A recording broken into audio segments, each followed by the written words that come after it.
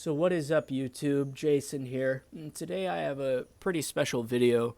Um, it is the first piece of creative fiction I wrote for my creative writing class in college several years ago. But I'm not going to, lower expectations. I'll allow you to judge it for yourself, and maybe I'll say a few words about it afterward. I'm reading it to my grandma Betty, so yeah, here we go. It's titled Over There, No Soldier Believes He Is Wrong. The blood of my best friend that I met while in boot camp at Fort Jackson now lay on the bottom of my tan military-issued boots. The day Charlie died was no different than any other. We woke up, ate our vegetable soup MREs, talked shit on our sergeant who was not in ear distance, and then both smoked a couple of cigarettes while waiting on our orders for the day. Charlie nor I even smoked before we joined the military, but over there in the mountains of Afghanistan, where death lurks around every corner, you know it's not going to be the cigarettes that kill you.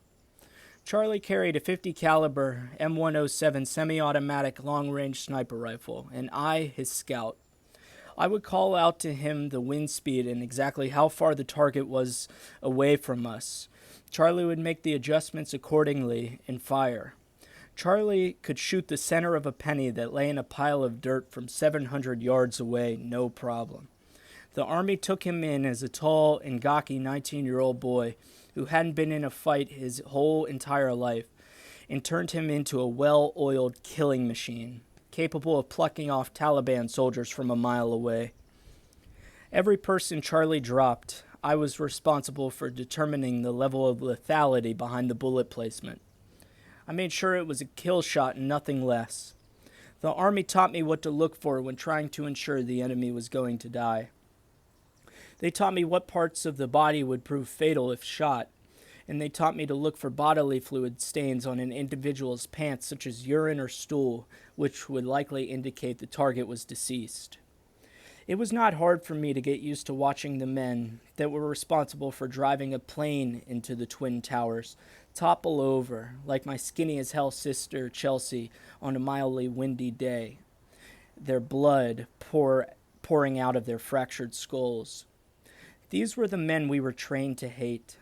These were the men we were told that posed a direct threat not to only the freedom of our nation, but to the freedom of the world. Charlie did not feel this way and didn't take any kill he got lightly. After firing his shot, Charlie would wait to hear me say, "Target down," before he looked up from his rifle. He would then take his crucifix necklace his fiancée gave him right before he got deployed from under his shirt and kiss it. After doing this, I would then always see him sort of bow his head and mumble something while clenching the crucifix close to his neck. Charlie would then tuck his gold necklace back under his shirt and carry on, ready for the next assignment. He never wanted to talk about what the person looked like on the receiving end of his bullet, nor did he talk about how much blood there was or anything of that nature. I learned early on not to get or act excited around Charlie following one of his kill shots. The first time ever Charlie shot and killed a man, we were perched about midway up a mountain looking down on our Allied soldiers as they swept for IEDs along a major roadway that led into a Taliban-occupied town. We were responsible for providing support and overseeing the operation from a better vantage point. As our allies inched closer to the foot of the town, Charlie noticed what appeared to be a man on a store rooftop, peering out at our soldiers and watching them closely. Charlie called out to me what he saw, and I radioed it into our troops on the ground. Our soldiers were persistent on the notion that the entire roadway needed cleared, per their orders, and asked us to watch the man on the rooftop, and if at any point he pulled out a weapon of any kind, to then neutralize the target. We had our rules of engagement. We both watched him as he continued staring out at our troops empty-handed. Then, as our allies got within 250 yards, he did something very telling of his intentions. He licked his finger and stuck it up in the air as a way of gauging wind speed. Charlie had me immediately radio down to our troops the intel we had just gathered, but they were undeterred by this information and continued on sweeping the ground for IEDs. After hearing our men tell me that they had a job to do, and that one man in some sweatpants and sandals was not going to stop them from completing that job, Charlie looked over at me.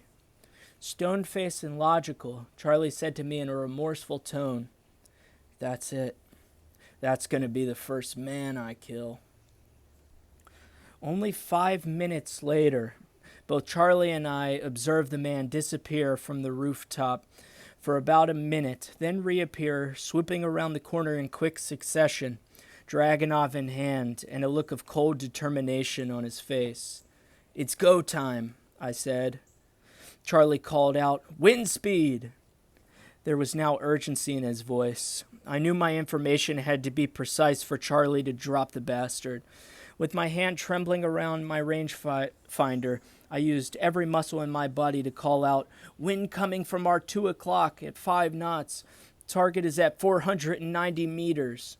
Charlie already had our elevation accounted for, and following my details of the wind and range, all I heard were clicking sounds coming from his scope. "Wind speed only," Charlie demanded from me once more. Anger was now occupying his voice. I think he knew that there was no backing out now. If he didn't take the shot or missed, it would be our fellow soldiers, the one we eat breakfast with and joke around with, the ones who so lovingly used to put thumbtacks on the sniper unit chairs in the mess hall and watch as we shot up as quickly as we sat down to eat, laughing like a pack of cackling hyenas until Sergeant Fletcher would call out, "Pick the thumbtacks out of your ass, girls," which would be on the receiving end of the Taliban's bullets.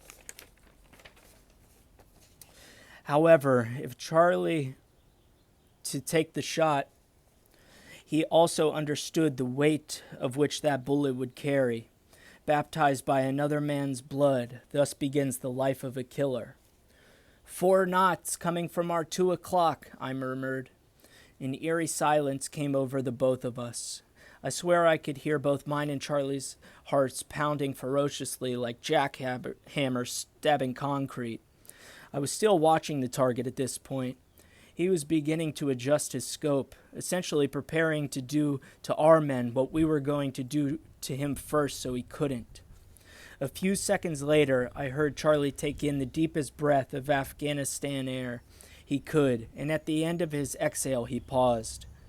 It was at this moment our target looked up from his scope and a smile came over his face. He genuinely thought he was going to be responsible for sending one of our soldiers home in a body bag, and this visibly made him happy. Then right after his smile began to fade and his eye met the front of his scope, Charlie pulled the trigger. The sound of the .50 caliber bullet whizzing through the air and breaking the sound barrier reverberated off the mountain behind us and sent a message to the Taliban-occupied town below. The message being that there's a 20-year-old man named Charlie Dixon from Wilkes-Barre, Pennsylvania, USA, that now lives in your backyard and has been trained to kill you. I watched the bullet rip through the man's upper torso and immediately drop him to the ground. Charlie had put a round into his center chest and the man died almost instantaneously. Next, I radioed down to our troops on the ground. "Charlie just killed the bastard. He was getting ready to put a round in one of your guys' heads, so Charlie put one in the man's chest. You fuckers are some lucky sons of bitches, I'll tell you." I looked at Charlie with the biggest grin on my face. He just potentially saved our men's lives. But before I could say anything, Charlie stopped me. He had a fine coating of dust and dirt on his face from when the blast of his gun shook the ground after he fired. He pointed at me with his right pointer finger, the same finger that had just pulled the trigger just moments earlier. "When I put a bullet down range, all I need to hear from you is either target down or target missed. That's it. When you radio it in, you say enemy KIA, and you give their location. Nothing more, nothing less." I could see that Charlie was fuming inside, but before I could even try to begin to explain myself, Charlie went on. "That man I just killed, that man who just got his breath, his thoughts, his ideas stolen away from him is not just a man. He is a brother to a sister. He is a son to a mother and a son to a father. He is a husband to a wife and a dad to a child. That man does not believe he is wrong in choosing to fight, just like we don't think we are wrong for defending our country.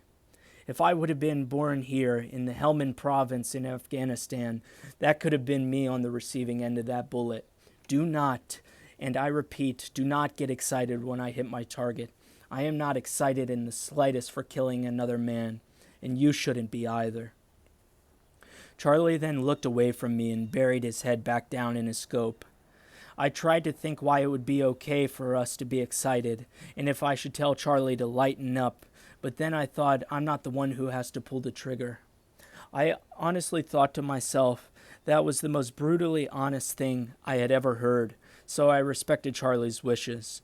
Therefore, 2 days later, when we were watching over another IED patrol and a firefight broke out between our men and members of the Taliban, the 3 men Charlie shot and killed that day, for each one following the blast from his rifle, I said in the sternest voice I possibly could, "Target down, target neutralized."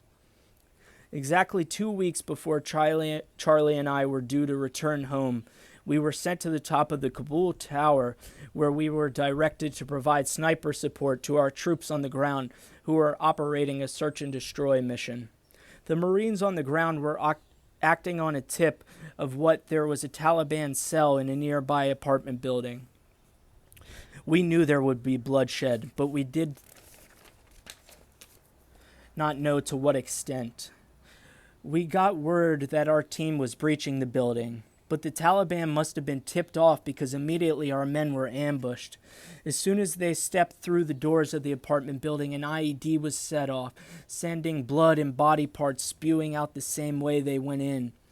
I watched as who I know now as Turner crawl out a side entrance with pistol in one hand and his own leg in the other. Following the explosion, a few Taliban members emerged on top of the apartment building, aiming Kalashnikovs down at the Marines' convoy below. That's when Charlie went to work. He began plucking off Taliban soldiers without any information given from me.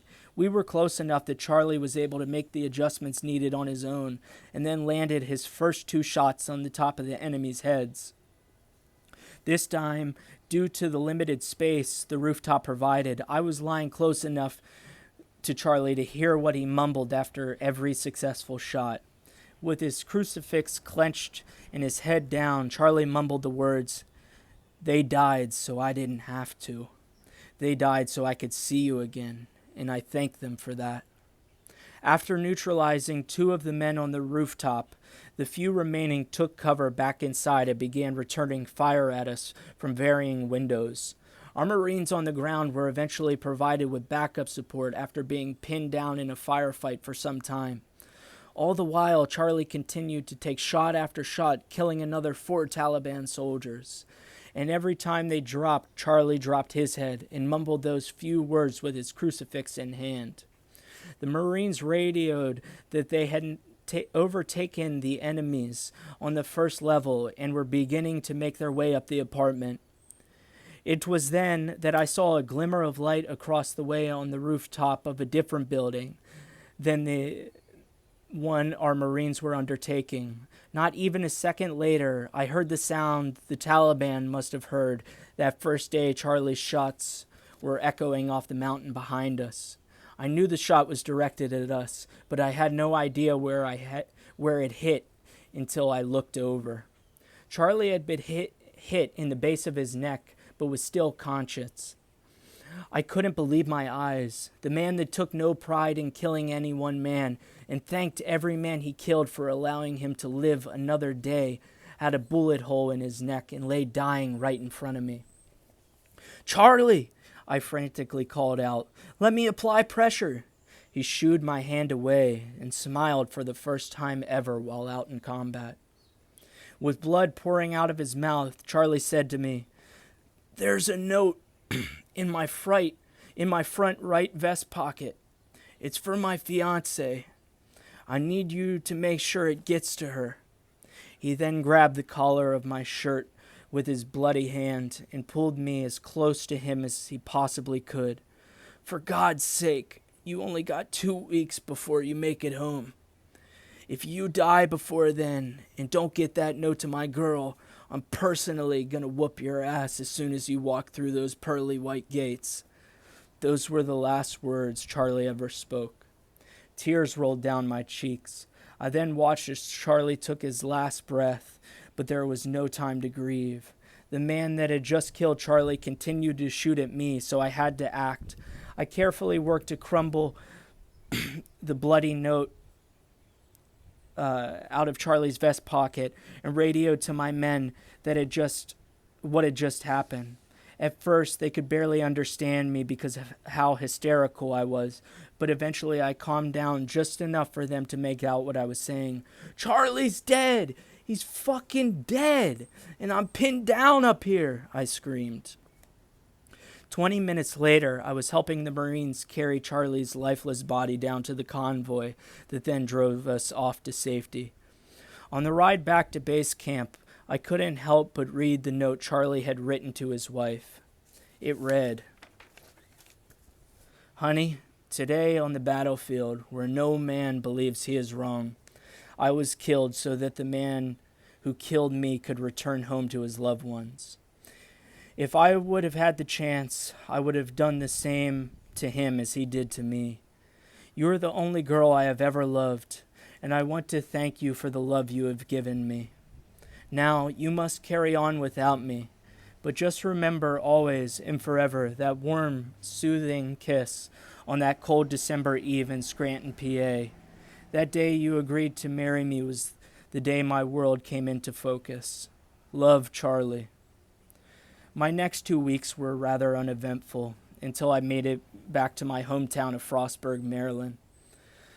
On the letter to his fiancée, Charlie had written her address at the bottom of it, so as soon as I got home, I completely ignored my mother's wishes to take me to the Western Sizzler for all-you-can-eat meat and more meat, and instead hopped in my car and drove 4.5 hours straight to Wilkes-Barre, Pennsylvania, to where Beth lived. Charlie showed me pictures of Beth while we were in boot camp, so I knew who I was looking for. As I walked up to her door, I could feel shivers running down my spine. I was about to see the meaning behind Charlie's whole existence, and I was scared. Swallowing the excess saliva that now lined the inside of my mouth, I made my way up her porch steps until my body met the door. I knocked 4 times as loud as I could, and then waited a minute. Then, right as I was about to knock again, a young blonde woman with glasses and freckles, holding a baby, answered the door. "Hi," I said nervously. She could see the gold crucifix I was wearing on the outside of my shirt and instantly knew why I was there.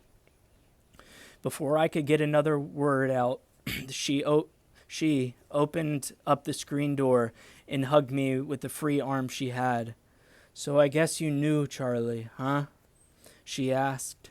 I explained to her that Charlie was my best friend over there and that we worked together daily. "Anywhere he went, I went," I said. We both smiled for a moment, but then I began to tell her why I was there. "I was with Charlie the day he got killed. Even in his death, he thought of you. He wanted me to give you this." All the while I was talking to her, I could not help but look at the young baby girl Beth was holding that had Charlie's eyes and smile as well. Beth, noticing my interest in the child, said to me, "This is Amelia, Charlie and I's baby. You probably never heard of her because I didn't realize I was pregnant until a month after Charlie had left for boot camp. I decided I was going to wait and surprise him with her after he got home from his deployment. I did not want the added stress of knowing he had a baby girl to take care of resting on his shoulders." Tears rolled down both of our cheeks as I passed Charlie's note over to Beth. After reading the same words that I read while riding in the back of the Humvee away from the building where Charlie had been shot and killed at, Beth looked up at me with mascara running down both sides of her face. I said to her what I realized that fateful day that Charlie died on that building top in Kabul, Afghanistan. Charlie didn't just die so that the man that killed him could go home to his family, but Charlie died so I could go home to see my family. I gave Beth a final hug and tried to give her back the golden crucifix that Charlie wore around his neck every day, but she insisted that I keep it. After our final goodbye hug and the goodbye wave I gave to the baby, I turned around and began walking to my car. Beth then called out to me one final time. I turned around. No matter what you do, make sure you always wear that crucifix over top your heart. And carry on, Brett. Carry on, she said. I nodded my head in solidarity, turned back around, got in my hand-me-down Pontiac Sunfire, and left, speeding all the way home to Frostburg, Maryland. Or speeding all the way home to the Western Sizzlin'. I just added that in the moment. Yeah, certainly a revision would help, but this has been a reading of my story over there. No soldier believes he is wrong. Certainly nice to share my own writing. Oftentimes I'm talking about other authors' works outside of myself, Dostoevsky.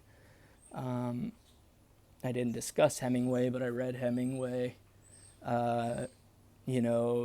W.B. Yeats, T.S. Eliot. And I spent a lot of time in college being a literature major, analyzing literature, and reading. However, this is necessary for me to become a better writer. And I have slowly learned this. Initially, when I went in, I thought, I want to only write. I like to write. That's my passion. That's what really fixes me to meaning, fastens me to meaning. But quickly I realized, and especially as I got criticism, constructive criticism about my writing, that reading and just analyzing literature, I began to fall in love with reading as well, and just learned that it only informs on the writing process. Now the next thing I have to work on is grammar. And that I'm not sure that there's much of consolation for, or if I'll be able to fall in love with the act of learning grammar. But of course there is a consolation for that.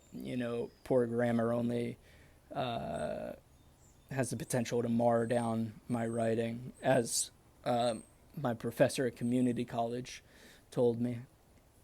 But we'll see what I do next. Of course, I think a MFA program would be interesting, but that's not what this video is about. Or an MAT program, but I'd have to decide what grade, and I would want to teach and whether it's a worthy pursuit trying to publish fiction, nonfiction, any writing at all, Be a freelance writer. Is that even possible in today's age when attention spans are slim and only dwindling, and our attention economy is based on short 30-second viral clips, that only last for a few days until the next series of viral clips emerge. But we'll see. So, yeah, this was my reading of Over There, No Soldier Believes He Is Wrong, to Betty. And, thank you. You want to say goodbye? Bye. It was a good story. I loved it. And she's not just saying that because she's my grandma. Well, maybe she is. All right, see ya.